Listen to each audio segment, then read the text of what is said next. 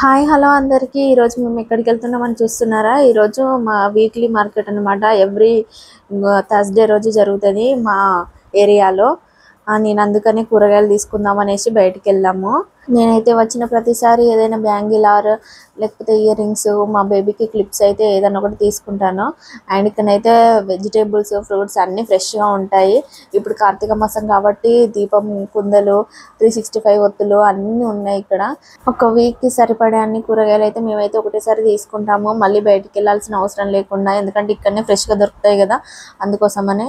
And ఇక్కడ చిన్నపిల్లలకి చెప్పల్స్ కూడా పెడతారు, ఐస్ క్రీమ్స్ అండ్ ప్లాస్టిక్ సామాన్లు కూడా కొన్ని ఉంటాయి. మీ ఏరియాలో ఏ వారం జరుగుతుందో కామెంట్ చేయండి.